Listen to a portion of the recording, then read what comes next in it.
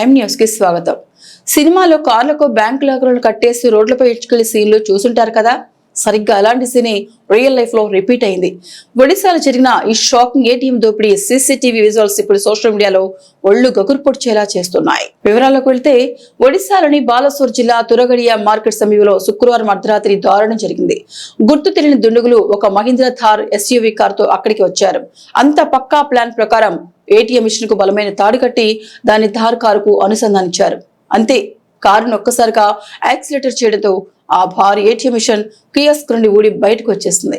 అంతటితో ఆగకుండా ఆ ఏటీఎం మిషన్ ఏకంగా 200 మీటర్ల దూరం రోడ్డుపైనే ఈడ్చుకెళ్లారు. ఆ తర్వాత నిర్మానుష్య ప్రాంతంలో దాన్ని పగలగొట్టి అందులోని లక్షలాది రూపాయల నగదును దోచుకుని క్షణాల్లో పరారయ్యారు. ప్రస్తుతం ఈ షాకింగ్ సీసీటీవీ ఫుటేజ్ ఆధారంగా పోలీసులు కేసు నమోదు చేసుకుని దర్యాప్తు వేగవంతం చేశారు. ఇంత పబ్లిక్ రోడ్డుపై ఆ రేంజ్ లో కారు కట్టి ఏటీఎం ఎత్తుకెళ్తుంటే సెక్యూరిటీ సిస్టమ్ ఏం చేస్తోందంటూ నెటిజన్లు ముక్కును వేలేసుకుంటున్నారు.